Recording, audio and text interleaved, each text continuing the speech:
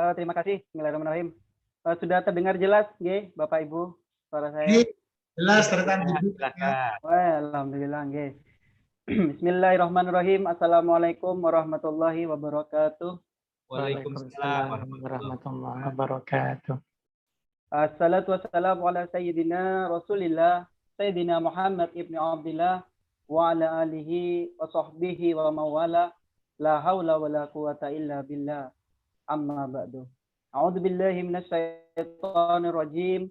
Bismillahirrahmanirrahim. Innallaha wa malaikatahu yusholluna 'alan nabi. Ya ayyuhalladzina amanu shallu 'alaihi wa sallimu taslima. Yang saya hormati dan saya muliakan para alim ulama, para profesor, para doktor yang sudah hadir dalam kajian Ramadan pada sore hari ini, dan khususnya yang saya muliakan dan saya hormati Presiden ADRI sekaligus Rektor UMAHA, Bapak Dr. Haji Fatoni Rodli MPD, dan teman-teman dari ADRI yang sudah hadir join di dalam kajian pada sore hari ini. Dan yang tak lupa juga yang saya hormati dan saya muliakan yang sudah hadir Bapak Ibu dari Civitas Akademika yang sudah hadir, berbagai macam banyak dosen-dosen dari seluruh Indonesia yang sudah hadir dan sudah join pada sore hari ini.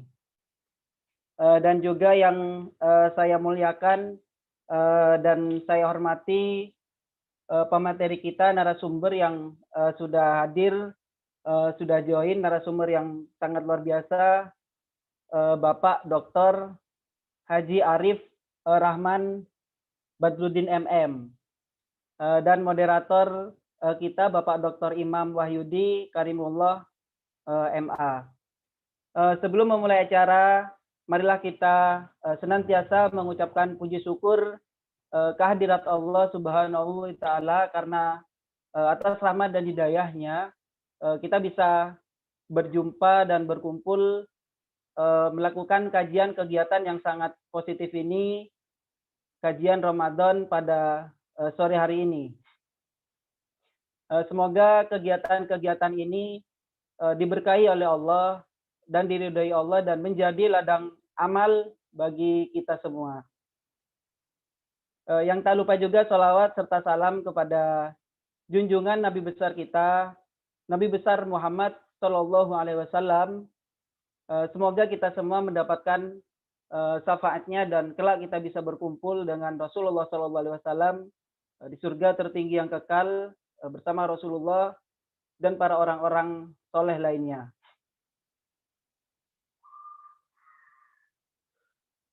Dan juga yang tak lupa pula juga kita harus banyak bersyukur kepada Allah, dan juga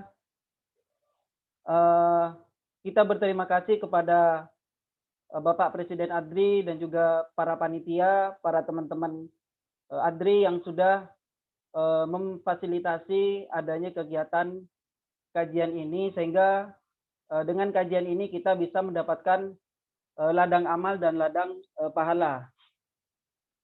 Jadi Bapak Ibu yang dirahmati Allah, di masa pandemi ini bukan berarti kita juga ikut membatasi diri dalam melakukan kegiatan-kegiatan yang positif.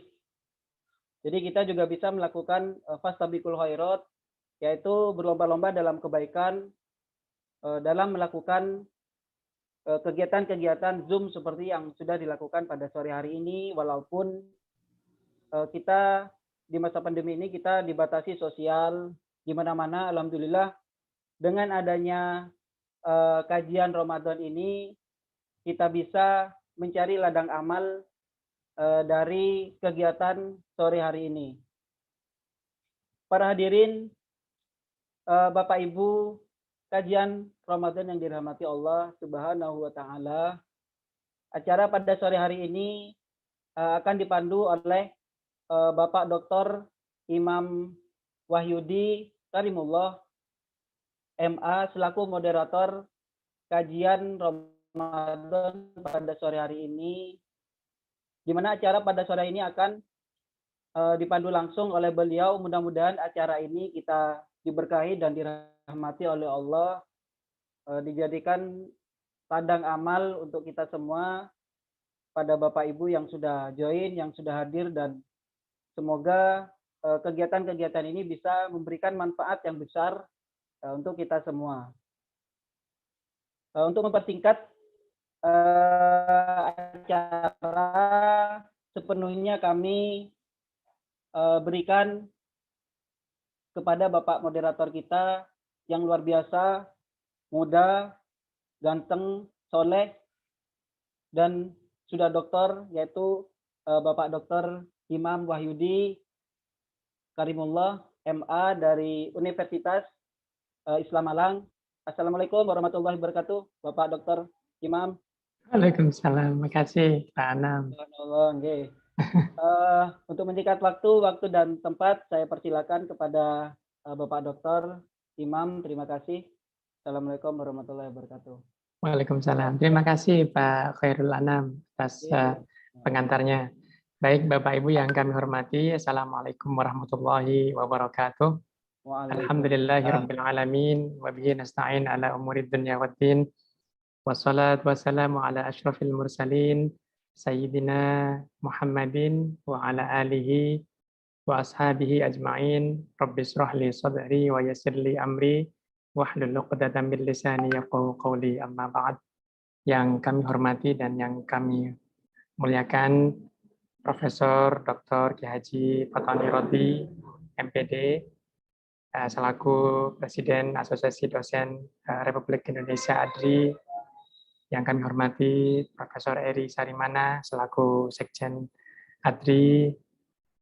Yang kami hormati para pengurus pimpinan Asosiasi Dosen Republik Indonesia wilayah Jawa Barat, khususnya wilayah Bogor, narasumber yang telah hadir di tengah-tengah kita, yang sudah kita tunggu-tunggu sharing informasinya, yaitu yang mulia Bapak Dr. Haji Arif Rahman Badruddin MM, para sivitas akademika dari Sekolah Tinggi Agama Islam Al-Hidayah Bogor, Bapak Ibu para pemirsa di seluruh penjuru tanah air yang juga hadir melalui Zoom meeting platform maupun nantinya mudah-mudahan ditayangkan melalui YouTube juga, sehingga para pemirsa yang belum kesempatan hadir juga bisa mengikuti kegiatan kajian Ramadan online pada hari ini.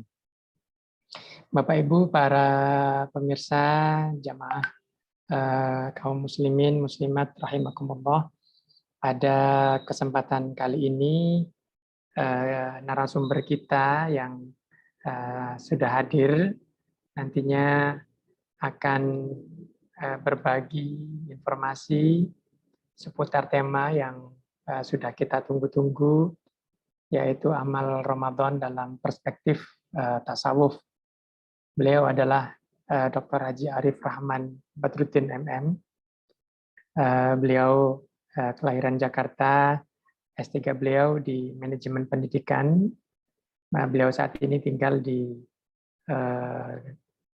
Ciseeng, Kabupaten Bogor, dan aktivitas beliau selain sebagai dosen tetap di Sekolah Tinggi Agama Islam Al-Hidayah Bogor, beliau sekaligus sebagai pimpinan Pondok Pesantren Al-Hunafa Ciseeng Bogor. Selain sebagai dosen tetap, beliau juga aktif sebagai Ketua Forum Mubalik di Bogor. Sehingga ini yang diselenggarakan oleh Asosiasi Dosen Republik Indonesia bekerja sama dengan segenap perguruan tinggi yang ada di seluruh penjuru Indonesia, mengundang beliau sebagai narasumber. Salah satu buku yang pernah ditulis oleh beliau adalah Butiran Hikmah dalam Samudra Kehidupan. Bapak Ibu hadirin para peserta kajian Ramadan yang kami hormati, amalan ibadah khususnya lebih spesifik dalam perspektif tasawuf. Jadi kalau berbicara mengenai tasawuf ini tema yang agak sedikit berat karena memang tidak banyak sebenarnya orang yang secara leksikologi memahami makna, tapi tidak hanya sekedar memahami makna, tetapi memang benar-benar membumikan nilai-nilai tasawuf ini dalam praktek-praktek keseharian. Kalau dalam bahasa Inggrisnya itu adalah daily practice. Nah, jadi bagaimana pribadi kita, bagaimana hati kita, bagaimana amal-amal kita itu masuk dalam kategori nilai-nilai tasawuf. Oleh karena itu, nanti saya akan berikan waktu sepenuhnya kepada Yang Mulia Dr. Ki Haji Arif Rahman Badruddin MM untuk memaparkan terkait dengan mungkin nanti bisa amalan-amalan apa saja, atau mungkin bagaimana agar kita ini yang berada dalam Zoom meeting platform ini, atau misalkan masyarakat umum, kaum muslimin muslimat secara umum, setidak-tidaknya bisa mendekatkan diri kepada Allah dalam kerangkai bingkai tasawuf yang hakiki, yang hakikat. Tanpa berpanjang lebar, kami berikan waktu sepenuhnya kepada Kiai Dr. Haji Arif Rahman untuk memaparkan presentasinya. Nanti di akhir mungkin sekitar 20 sampai 30 menit, Pak Kiai, nanti di akhir akan kami buka tanya jawab kurang lebih 10 sampai 15 menit, dan insya Allah nanti kita akan akhiri pada pukul 17.30 waktu Indonesia Barat. Kami mohon berkenan kepada Dr. Haji Arif Rahman Badruddin MM untuk memaparkan paparannya. Monggo Kiai, kami persilakan. Assalamualaikum warahmatullahi wabarakatuh. Waalaikumsalam warahmatullahi wabarakatuh. Alhamdulillah. Alhamdulillahil fattahil jawadil mu'in ala tafaqquhi fid din man ikhtarahu minal ibad. Ashhadu an la ilaha illallah wahdahu la syarika lah. Syahadatan tuqiluna dar. Wa ashhadu anna sayyidana Muhammadan abduhu wa rasuluhu sahibul maqamil. Allahumma shalli wa sallim wa barik ala sayyidina Muhammadin wa ala alihi wa sahbihi ajma'in. Amma ba'du. Yang sama-sama kita hormati Presiden ADRI, seluruh pengurus ADRI, para alimil ulama, para kiai, para asatidz wal asatidzah, Bapak Ibu dosen yang insya Allah dirahmati oleh Allah Subhanahu wa Ta'ala. Pada kesempatan ini izinkan Al-Fakir bukan bermaksud menggurui, bukan bermaksud mengajari, tetapi hanya sekedar berbagi sedikit apa yang sudah dititipkan kepada Al-Fakir. Mudah-mudahan yang sedikit ini berikan manfaat untuk pribadi Al-Fakir sendiri dan juga untuk kita semuanya yang hadir melalui Zoom ini. Terlebih dahulu pada kesempatan ini kita bersyukur kepada Allah Subhanahu wa Ta'ala sampai detik ini diberikan kesehatan lahir dan batin. Kita mampu untuk bersilaturahim, kita mampu untuk berbuat baik di tengah kondisi kita yang pandemi 19 ini, di tengah kondisi kita yang carut-marut urusan ekonomi dan seterusnya, tetapi kita masih tetap beristiqomah di jalan Allah Subhanahu wa Ta'ala. Berbicara berkaitan dengan saum yang kita lakukan, ada 4 nilai yang ditegakkan di dalam saum ini. Nilai yang pertama adalah nilai normatif. Nilai normatif ini menjelaskan kepada kita bahwa saum merupakan kewajiban bagi orang yang beriman. Sebagaimana firman Allah yang senantiasa selalu kita dengar,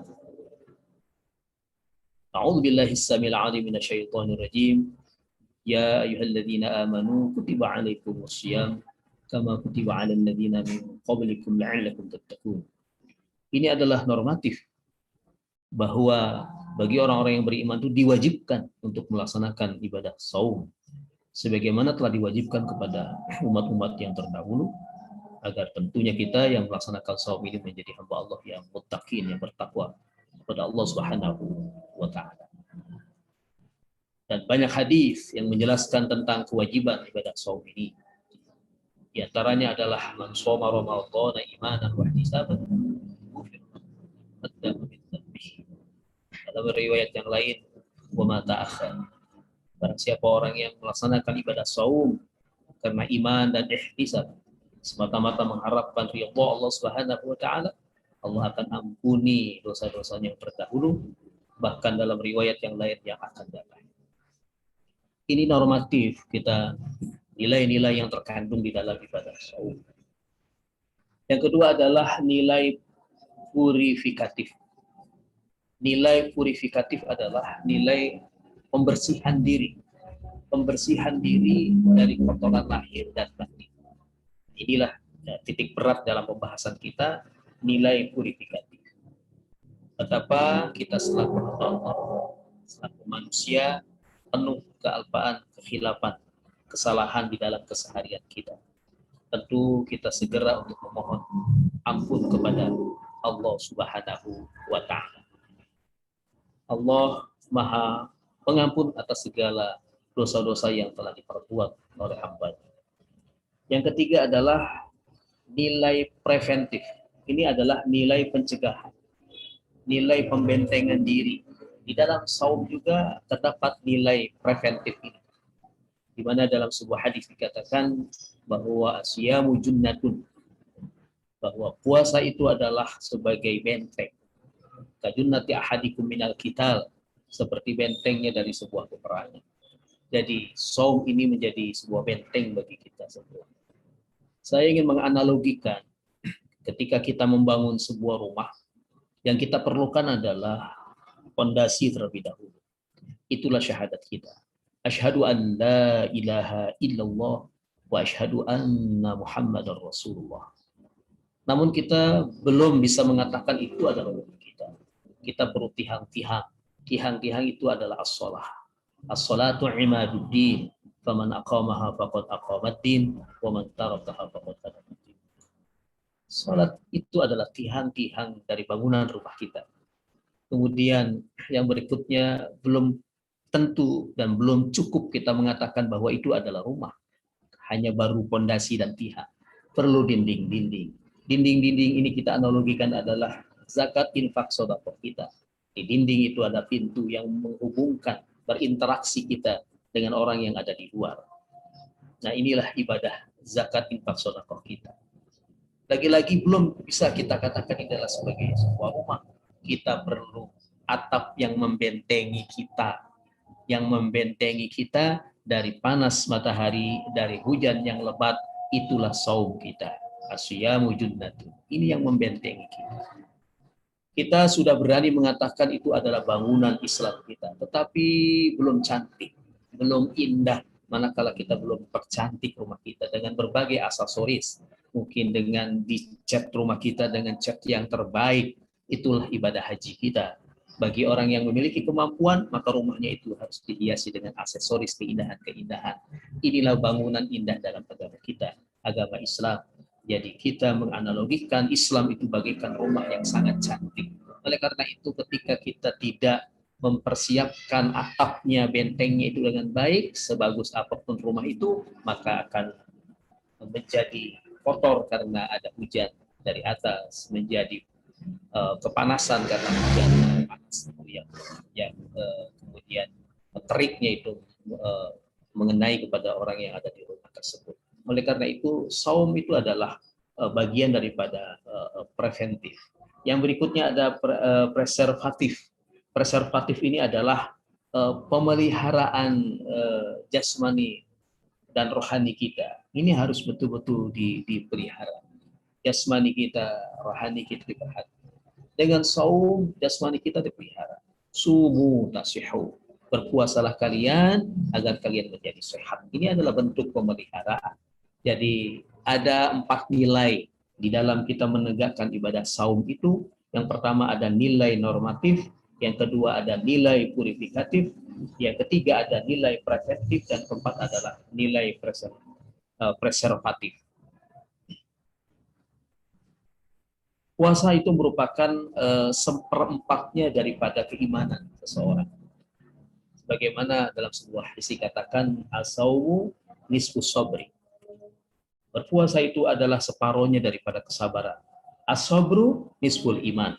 Kesabaran itu adalah separohnya daripada keimanan. Berarti saum yang kita lakukan itu adalah seperempat daripada keimanan itu sendiri. Oleh karena itu, banyak pelajaran-pelajarannya kita ambil daripada pelaksanaan ibadah saum yang kita laksanakan. Dengan melaksanakan ibadah saum ada kepatuhan kita. Jam berapa kita harus sahur, jam berapa kita harus berbuka, jam berapa kita melaksanakan ibadah lainnya. Ini ada nilai kepatuhan. Yang kedua ada nilai kepelatihan, yaitu pelatihan atau riyadhah. Kita dilatih untuk bisa menahan diri dari hal yang membatalkan puasa dan dari hal yang dapat membatalkan nilai-nilai puasa itu sendiri. Kemudian ada nilai pengorbanan. Kita mengorbankan baik itu diri kita, harta kita dalam melaksanakan ibadah saum, ini ada nilai pengorbanan. Kemudian penyucian. Nah ini penyucian diri kita, membersihkan diri dari kesalahan-kesalahan yang dilakukan. Kemudian ada perjuangan. Ya, perjuangan pelajaran yang bisa kita ambil dari saum ini ada jihadnya, ada mujahadahnya. Nah, kita bersungguh-sungguh untuk menyelesaikan ibadah saum kita. Kita bersungguh-sungguh untuk menyelesaikan rangkaian-rangkaian ibadah saum yang lainnya. Kemudian di dalamnya juga ada pelajaran dari Ramadan ini adalah keikhlasan. Keikhlasan kita di dalam melaksanakannya. Kemudian ada iktibar bagaimana kita melihat kelemahan-kelemahan diri kita. Ini beberapa pelajaran yang bisa kita ambil di dalam bulan suci Ramadan ini. Ada puasa-puasa yang dilakukan oleh para nabi-nabi terdahulu, ya, yang kemudian puasa ini memiliki sejarah yang panjang. Nabi Allah Adam alaihi salam ini di dalam riwayatnya beberapa tarikh itu dikatakan berpuasanya hanya setiap hari Jumat saja. Nabi Allah Adam berpuasa setiap hari Jumat. Bahkan riwayat yang lain 40 hari 40 malam dalam 1 tahun Nabi Allah Adam melakukan saum. Kemudian puasanya Nabi Nuh. Puasanya Nabi Nuh ini adalah selama beliau berada dalam perahu untuk melaksanakan ibadah saum. Keluar daripada perahu, dia melaksanakan 3 hari setiap bulannya. Jadi ibadah saumnya umat Nabi Nuh itu adalah 3 hari setiap bulan. Kemudian ada saumnya Nabi Yakub. Saumnya Nabi Yakub ini berpuasa untuk keselamatan putranya. Ya, di dalam sejarah kita melihat bagaimana putra-putranya Nabi Allah Yakub alaihissalam, di antara Nabi Allah Yusuf alaihissalam yang kemudian menjadi seorang menteri yang pada saatnya juga melaksanakan ibadah saumnya itu ketika berada di sumur pada saat itu. Ketika di penjara itu melaksanakan saumnya. Kemudian juga bahkan ketika beliau diangkat menjadi seorang menteri perekonomian kalau kita sekarang mungkin ya, yang ngurusi kesejahteraan rakyat di Mesir. Ini melaksanakan ibadah saum. Ketika ditanya mengapa masih melaksanakan ibadah saum sebagai seorang menteri, karena ingin merasakan laparnya ya rakyat ketika berpuasa. Jadi ini puasa. Kemudian puasanya Nabi Allah Yunus alaihissalam. Nabi Yunus ini melaksanakan ibadah saum itu selama berada dalam perut ikan hiu. Ya. Kemudian Nabi Allah Ayyub alaihissalam melaksanakan saumnya selama beliau sakit. Kemudian Nabi Allah Musa alaihissalam itu 40 hari 40 malam. Nabi Allah Daud alaihissalam itu berpuasa 1 hari puasa dan 1 hari berbuka. Dan ini kita kenal puasanya Nabi Allah Daud alaihissalam. Lalu bagaimana puasanya ala Nabi Muhammad sallallahu alaihi wasallam? Puasa Nabi Muhammad itu ada puasa yang dilakukan pertama puasa fisik. Nah, puasa fisik ini adalah tentunya menahan diri dari makan, minum dan sebagainya. Ya, bahkan dalam kaidah fikih bahwa puasa itu al-imsaku an jami'il muftirati. Ya, Jadi menahan dari seluruh yang membatalkan, ya, min tulu'il fajri ila ghurubi syamsi. Ya, ini bisa dilihat di dalam kitab At-Taqrirus Sadidah halaman 433. Jadi ini puasa fisik, artinya dia menahan dari seluruh yang membatalkan. Jadi baik itu fisik maupun non fisik ya. Tapi di sini adalah hal yang membatalkan secara fisik, diantaranya adalah makan dan minum tentunya dengan sengaja, kemudian berjima di siang hari.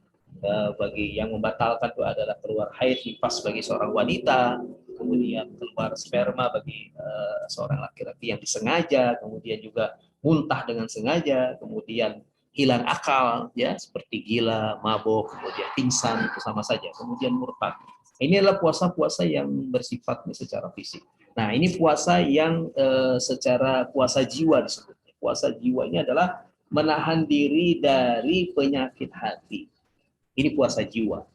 Nah, ini masuk dalam kategori tasawuf, artinya menahan diri dari penyakit-penyakit hati. Ya, bahkan Nabi Muhammad SAW bersabda dalam sebuah hadisnya, khamsun yuktirna as-shaima. Ya, ada 5 yang membatalkan puasa. Itu adalah al-kadzibu, yang pertama adalah berdusta. Ini berdosa. Yang kedua adalah wal ghibatu, menggunjing. Kemudian wan namimatu, mengadu-ngadu, madu domba. Kemudian wal yaminul kadzibatu. Ini adalah sumpah palsu. Ini sumpah palsu, dan wan nazru bisyahwati, dan juga memandang dengan penuh syahwat. Nah, ini puasa-puasa yang puasa hati, ya, artinya betul-betul secara jiwa itu harus dilakukan. Bagaimana dia bisa menahan untuk tidak berbuat dusta, bagaimana dia bisa menahan untuk tidak berghibah, bagaimana dia bisa menahan untuk tidak mengadu domba, kemudian dia tidak melakukan sumpah palsu dan tidak memandang hal-hal yang diharamkan oleh Allah Subhanahu wa taala. Puasa ala Nabi yang lainnya adalah puasa sosial, ada puasa sosial.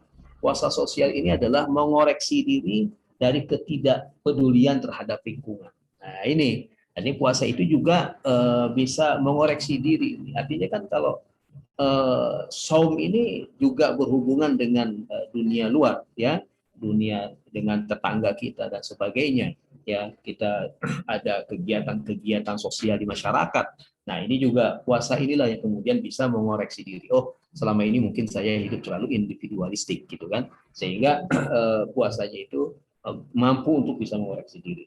Kemudian ada puasa spiritual. Ini adalah dengan cara memperbanyak ibadah-ibadah sunnah, memperbanyak ibadah-ibadah sunnah, dan tentunya adalah untuk dengan meningkatkan pemahaman-pemahaman terhadap ajaran agama Islam. Seperti ini yang memang kita lakukan saat ini adalah bagian daripada puasa-puasa yang bersifat spiritual. Kemudian berkaitan dengan hal tersebut di atas, tentunya Imam Ghazali di dalam kitabnya itu membagi saum itu menjadi 3 derajat. Ada 3 derajat di dalam melaksanakan ibadah saum. Yang pertama adalah saum awam. Saum awam ini adalah kaful batni wal faraji, ya, an ghadabi syahwat, ya. Artinya dia bisa mencegah perut, ya, dan kemaluannya dari keinginan syahwat. Ini puasanya orang awam. Jadi puasa orang awam, puasa yang bisa mencegah perutnya dan kemaluannya dari godaan-godaan atau keinginan-keinginan syahwat. Yang kedua adalah puasa yang khawas. Puasa yang khawas ini adalah kaful jawarihi anil ashami, ya. Ini adalah puasa yang dapat mencegah seluruh anggota badannya dari dosa-dosa. Jadi puasa yang khawas, yang khusus ini, selain dia bisa menahan makan, minum, ya, syahwat dan sebagainya, kemudian tambahannya lagi ada dia bisa mencegah seluruh anggota badannya ini dari perbuatan dosa-dosa. Inilah puasanya orang yang solihin, orang-orang yang soleh, puasanya demikian. Namun ada puasa yang lebih khusus lagi yang disebut dengan yaitu khawasil khawas, ya. Jadi puasa yaitu ditambah dengan saumul qalbi. puasa yaitu dengan hati, puasa dengan hati. Selain dia bisa menahan makan, minum, syahwat, kemudian anggota tubuhnya itu terjaga, juga hatinya juga ikut puasa. Inilah puasanya orang yang khawas. Lalu manfaat dari saum yang kita lakukan itu apa? Secara fisik, saum itu mencegah 63 penyakit yang berbahaya. Ini adalah penelitian. Beberapa waktu yang lalu saya menjadi pembicara di Kemenkes. Nah, salah satunya ada seorang dokter yang mengatakan bahwa berdasarkan penelitian itu ada 63 penyakit berbahaya baik medis maupun medis itu yang dapat disembuhkan dengan melaksanakan ibadah saum. Kemudian mengobati juga berbagai macam penyakit, ya, terutama penyakit kronis ini juga disembuhkan. Kemudian saum juga dapat meningkatkan daya tahan tubuh. Bahkan dalam penelitian itu dikatakan saum juga menyebabkan orang menjadi awet muda. Ini kalau mau awet muda penyakit saum, ya. Kemudian yang kedua adalah secara jiwa. Saum ini manfaatnya adalah dapat menjadi obat penyakit hati. Kemudian secara sosial, saum ini kemudian dapat mengobati penyakit kikir, ya, pelit. Ya. Kemudian secara spiritual, saum ini tentunya adalah menyebabkan seseorang itu meningkat menjadi orang yang bertakwa. Selanjutnya, dari uraian tersebut bisa kita lihat tujuan-tujuan saum. Yang pertama, saum itu menjadikan hamba yang bertakwa. Yang kedua, saum itu meningkatkan kepedulian yang tinggi kepada sesama. Yang ketiga, saum itu mendapatkan kehidupan yang lebih baik lagi. Yang keempat, meningkatkan ukhuwah Islamiyah. Nah, oleh karena itu, agar saum kita ini mendapatkan kemuliaan di bulan suci Ramadan, maka kita harus pertama menguatkan azab kita. Niat kita betul-betul semata-mata karena Allah Subhanahu wa Ta'ala. Yang kedua, kita buat program yang baik. Selama Ramadan ini apa yang harus kita lakukan? Program-program untuk meningkatkan kualitas keimanan ketakwaan kita kepada Allah Subhanahu wa Ta'ala. Yang ketiga adalah melakukan amalan terbaik, ya. Yang keempat, menghindari amalan yang sia-sia. Yang kelima adalah menjadi sarana untuk muhasabah. Kita masuk kepada kajian tasawufnya. Dari tujuan ataupun kiat-kiat tadi bagaimana sukses kita meraih kemuliaan Ramadan itu adalah melakukan amalan yang terbaik, menghindari amalan yang sia-sia. Nah, oleh karena itu, amalan Ramadan itu amalan yang bagaimana? Amalan Ramadan ini adalah amalan yang terbaik. Sebelum ke situ saya ingin menjelaskan apa itu amal. Amal oleh para ulama dikatakan sebagai harokatul jismi awil qalbi. Amal itu adalah harokatul jismi awil qalbi. Bergeraknya tubuh seseorang atau hati seseorang menuju ke suatu titik. Terlepas dari baik atau tidaknya, itu bisa dikatakan sebagai amal. Ketika ada orang berangkat dari satu titik ke masjid, itu amal baik tentu. Seorang bergerak dari satu titik ke tempat kemaksiatan, itu juga adalah amal maksiat. Jadi bergeraknya itu sendiri adalah amal. Jadi amal itu adalah harokatul jismi awil qalbi. Amal oleh para ulama tasawuf tentunya dibagi menjadi dua. Ada amal yang taat, ada amal yang maksiat. Ada amal yang taat, ada amal yang maksiat. Tentunya amal yang akan menyebabkan seseorang itu bahagia tentu adalah amalan-amalan taat, ya, dalam bahasa lain amal-amal soleh. Inilah yang dapat menyelamatkan seseorang, ya. Nah, amalan yang taat ini oleh ulama tasawuf ini ada tiga, terbagi menjadi tiga. Ada amalan yang syariat, ada amalan yang thariqat, dan ada amalan yang hakikat. Jadi amalan taat diantaranya adalah amalan Ramadan. Secara perspektif tasawuf itu dibagi menjadi tiga. Ada amalan yang syariat, ada amalan yang thariqat, ada amalan yang hakikat. Ya, tentunya kita bisa memahami apa itu syariat, thariqat, dan hakikat. Ya. Jadi ini adalah trilogi tasawuf. Trilogi tasawuf itu adalah syariat, kemudian thariqat, dan hakikat. Ya. Jadi kalau bisa kita gambarkan, jadi syariat itu seperti sebuah sampan yang dia berjalan di atas lautan, lautannya itu adalah hakikatnya. Itu adalah hakikat. Nah, kemudian masuk ke dalam lautan itu berenang. Nah, berenangnya itu adalah namanya thariqat. Berenang sampai kepada kerang yang di dalamnya itu ada mutiara, maka di dalamnya yang mutiara tadi itu namanya adalah ma'rifat.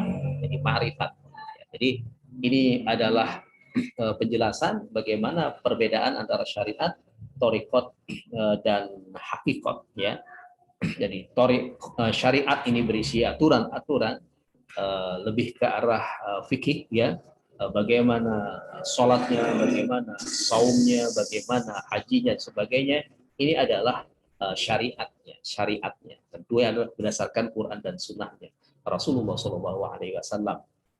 Thariqat ini adalah sebuah metode jalan untuk mencapai ke arah tujuan, ya, menuju ke hakikat tujuan yang diraih. Tingkat tertinggi adalah begitu mengenal kepada Allah Subhanahu wa taala. Ini kewajiban kita seperti apa Allah. Yang pertama, awal wajibin 'alal insani ma'rifatun ilahi bistiqami. Jadi ma'rifat ini betul-betul. Bahkan man 'arafa nafsah faqad 'arafa rabbah. Ini kan ma'rifat, ya. Mengenal kepada dirinya, maka dia akan mengenal kepada Allah Subhanahu wa taala. Jadi betul-betul dia mengenal. Kemudian syariat tentunya tanpa hakikat ini adalah kosong. Syariat tanpa hakikat ini kosong. Kemudian hakikat tanpa syariat ini adalah batal. Jadi, hakikatnya dia harus disertai dengan syariatnya. Jadi saya sudah menggambarkan syariat itu sebagai sebuah sampan, hakikat itu adalah lautan, kemudian thariqat itu adalah kita berenang di dalam lautannya itu, kemudian ma'rifat itu adalah mutiara dalam kerang yang di dalamnya itu ada mutiara dalam kerangnya itu. Nah, itu yang kita ambil ma'rifat. Baik. Amalan-amalan taat yang bersifat syariat itu sebenarnya adalah banyak. Amalan-amalan yang sifatnya syariat itu banyak sekali. Ya, untuk apa sih sebenarnya amalan-amalan syariat itu adalah li islahil jawarih. Amalan syariat ini adalah untuk memperbaiki anggota tubuh kita. Amalan syariat. Bagaimana kita bisa memperbaiki mata, bagaimana bisa memperbaiki telinga, bagaimana kita bisa memperbaiki mulut kita. Ini dilakukan dengan amalan-amalan syariat. Amalan-amalan syariat ini tujuannya adalah liislahil jawari, untuk membaguskan, memperbaiki anggota-anggota tubuh kita. Nah, dari sekian banyak amalan-amalan baik yang bisa kita lakukan, ya. Nah, ada ulama tasawuf kemudian intinya dari amalan syariat itu adalah taubat, takwa, dan istiqomah. Taubat, takwa, dan istiqomah. Seluruh inti daripada amalan syariat itu adalah taubat, takwa, dan istiqomah. Kalau kita analogikan lagi, taubat, takwa, dan istiqomah ini seperti kita ini berpakaian. Ketika kita ini berpakaian, tentunya adalah kita bertobat dulu. Artinya bersihkan dulu nih tubuh kita dari kotoran-kotoran. Dari kotoran-kotoran dalam tubuh kita bersihkan terlebih dahulu. Ya. Setelah bersih, itulah yang disebut dengan tobat, tapi bersih dengan sebenar-benarnya. Ya ayyuhalladzina amanu tubu ilallahi taubatan nasuha. Ini taubatan yang sebenar-benarnya. Benar-benar bersihkan gitu. Jangan separuh-separuh. Jangan asal bersihin aja, tapi betul-betul bersih. Tubuh kita ini dibersihkan, tobatan yang sesungguhnya gitu. Jadi dengan kita menyesali perbuatan maksiat yang kita lakukan, dengan kita berniat untuk tidak kembali lagi melakukannya, gitu, dan betul-betul kita bertobat, membacakan istighfar ya pada Allah Subhanahu wa ta'ala, ampun pada Allah Subhanahu wa ta'ala, maka tobat kita diterima oleh Allah Subhanahu wa ta'ala. Tapi kalau berhubungan dengan hakul adami, dengan sesama manusia, tentu harus dikembalikan ya, apa yang milik orang lain, hak orang lain harus dikembalikan. Taubatlah kita dengan taubat yang sesungguhnya. Orang yang terus-menerus membacakan istighfar lisannya itu, maka Allah akan memberikan Subhanahu wa ta'ala. Suatu ketika Imam Abu Hanifah, beliau pada saat itu sudah usia yang sangat lanjut, tetapi ada satu bisikan hati bahwa beliau harus datang ke suatu tempat. Di tempat itu di mana tidak ada saudara, tidak ada keluarga, tidak ada siapapun. Tetapi mengapa hatinya selalu tergerak untuk berangkat ke tempat itu? Beliau kemudian berangkatlah ke tempat yang dituju itu di Irak ya. Kemudian dia berangkat ke sana, sampailah maghrib pada saat itu. Ketika posisi maghrib, beliau belum menemukan jawaban. Mengapa saya harus pergi ke tempat ini? Beliau belum menemukan jawaban. Nah, maghrib selesai, kemudian beliau melaksanakan sholat berjamaah sampai dengan waktu Isya, masih juga belum menemukan jawaban. Ketika sholat Isya selesai, kemudian beliau bermaksud untuk istirahat karena beliau adalah seorang musafir. Kemudian pada saat istirahat itulah diusir oleh penjaga masjid. Ya, tidak boleh tidur di dalam masjid, di emperan masjid. Nah, ketika diusirlah dari keluar masjid itu, nah ada seorang yang memanggil-manggil beliau. Bapak ke sini. Ya, dipanggillah ke tempatnya. Pada saat itu kemudian ternyata orang itu adalah seorang pengadon roti yang menjual rotinya. Beliau punya usaha sendiri. Setiap adonan roti yang dia kerjakan itu dia selalu mengucapkan istighfar. Astaghfirullahalazim. Astaghfirullahalazim, astaghfirullahalazim, selalu. Itu diperhatikan oleh Imam Abu Hanifah. Kemudian ditanyalah, wahai Bapak sudah lama dagang roti ini? Alhamdulillah, sudah lama. Bagaimana usahanya? Alhamdulillah lancar. Ya, apa yang Bapak baca itu? Saya ini baca istighfar. Berapa lama baca istighfar? Ya, saya usaha ini hampir 30 tahunan. Berarti sudah sekian tahun. Saya terus-menerus tidak pernah berhenti. Apa yang Bapak rasakan ketika terus-menerus membaca istighfar?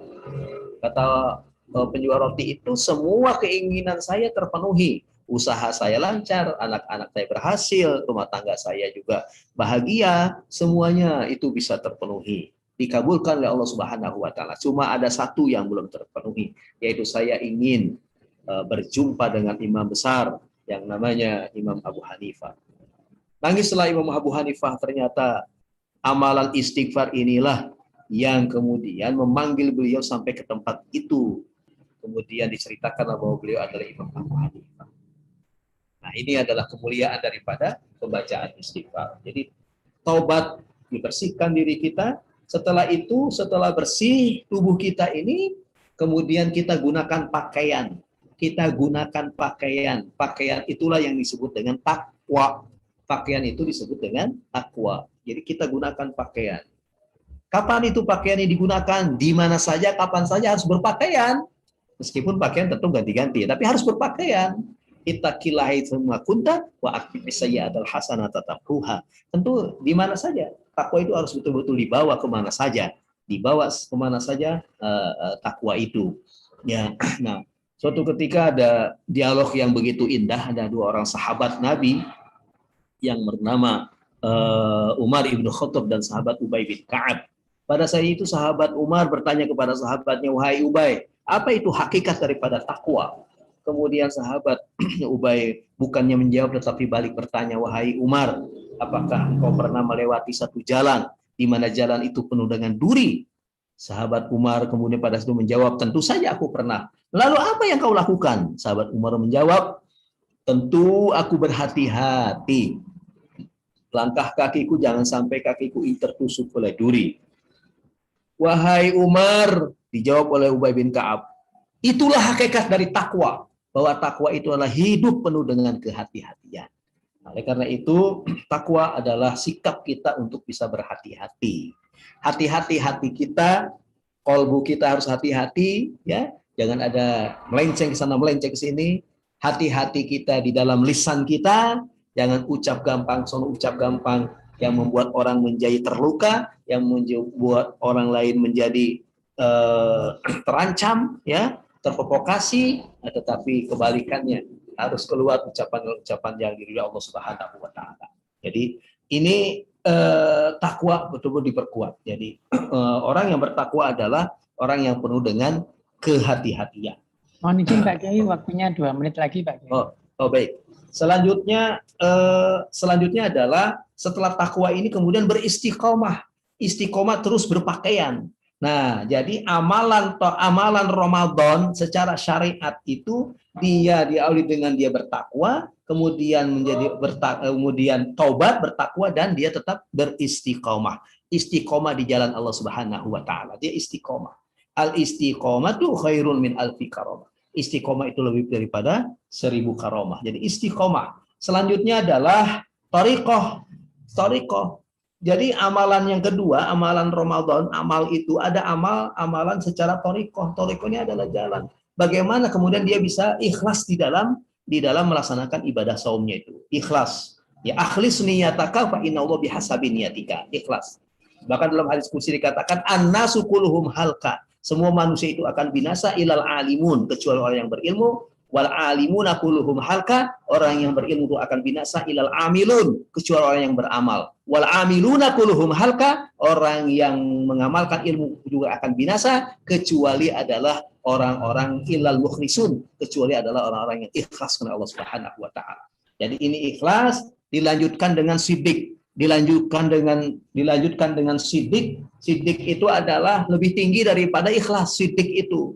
Jadi begini, ketika kita ada orang mengatakan, waduh, 10 tahun yang lalu saya membangun masjid ini, sekarang saya seperti merasa disisihkan, nyesal, ya, udah membantu masjid itu. Padahal mungkin 10 tahun yang lalu dia ikhlas menyumbangkan hartanya untuk pembangunan masjid itu. Tetapi hari ini dia katakan saya menyesal membangun masjid itu, saya ngeluarin harta ini, saya menyesal. Maka orang itu sebenarnya sudah tidak sidik, tidak jujur. Maka keikhlasannya itu akan hancur. Keikhlasannya itu seperti debu yang terkena angin. Makanya ikhlas harus disertai dengan sidik, dengan kejujurannya.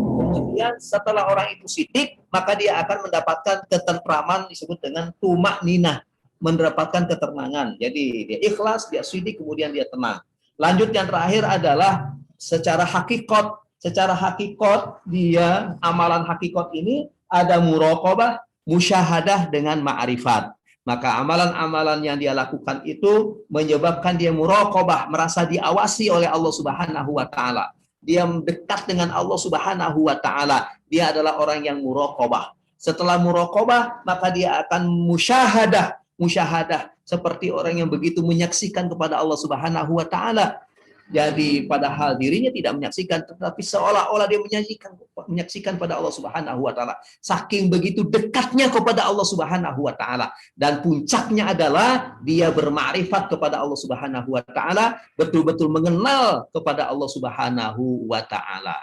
Jadi inilah amalan-amalan Ramadan dalam perspektif tasawuf, ada syariat, ada thariqat, ada hakikat. Yang paling tertinggi tingkatan itu adalah ma'rifat.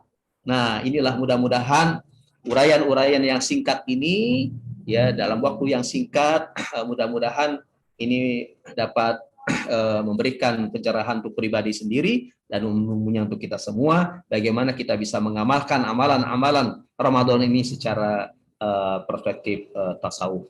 Mungkin ini saja yang dapat saya sampaikan. Kurang lebihnya mohon maaf. Hadanallahu wa iyyakum ajma'in wa afu minkum. Wassalamualaikum warahmatullahi wabarakatuh. Waalaikumsalam warahmatullahi wabarakatuh. Pak Kiai, ini pertanyaannya banyak sekali di kolom chat. Waktunya ini 9 menit lagi ini sudah berbuka puasa kalau di waktu Indonesia bagian barat. Mohon izin ini MC Pak Khairul Anam, kita sampai pukul 17.30 ya. Halo Pak Anam atau Pak Unan? Iya Pak Dokter, ya. Ada pertanyaan ini Pak Yai dari Pak Jami. Banyak orang yang berpuasa, tapi kok sepertinya manfaat dari puasa untuk mencetak mutakin itu sepertinya masih diragukan. Karena kan sebenarnya kalau benar-benar berpuasa kan tujuan akhirnya adalah kenal mutakin. Ini mohon bagaimana penjelasannya ini dari kalau tidak salah dari Universitas Syahkuala Aceh. Kemudian Pak Maman ini bertanya, bolehkah memeluk atau mencium istri saat hendak pergi atau pulang bekerja pada saat kita berpuasa? Kemudian ini ada pertanyaan lagi dari Pak Agus Wan, Khotibul Umam. Dalam konteks syariat dan hakikat, beliau memaknai apa yang ibadah syariah yang sudah dijalani sebagai suatu thoriqoh dalam merasakan nikmatnya ibadah untuk mendekatkan diri kepada Allah. Apakah ini dimaknai sebagai hakikat? Mohon jawabannya dari Pak Kiai. Saya persilakan. Baik.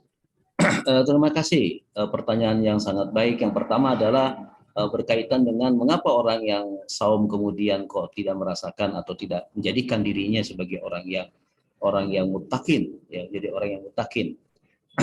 Inilah yang disinyalir dalam sebuah hadis, dikatakan kam min shaimin laisa lahu min syiyamihi ila ju' wal 'athas. Berapa banyak orang yang melaksanakan ibadah saum itu hanya merasakan lapar dan dahaga semata. Artinya dia orang ini atau orang yang melaksanakan ibadah saum ini hanya kulit saumnya saja gitu, hanya merasakan lapar dan hausnya saja, tetapi dia tidak betul-betul menjiwai saumnya itu sendiri. Kan tadi sudah dikatakan ya, ada saum yang lahir, ada yang batin, ada ya saum yang secara fisik dan secara kejiwaan ini harus menyatu. Tidak boleh hanya secara fisik saja. Artinya secara kemudian kejiwaan juga harus dia lakukan. Artinya apa? Saum yang dia lakukan itu dia tidak makan, dia tidak minum, tetapi dia coba menjaga lisannya, dia menjaga hatinya, menjaga anggota tubuhnya dari perbuatan-perbuatan yang dilarang. Tentunya kalau ini sudah menyatu antara lahir dan batin, antara fisik non fisik ya, maka inilah yang akan berbuah menjadi la'allakum tattaqun gitu ya.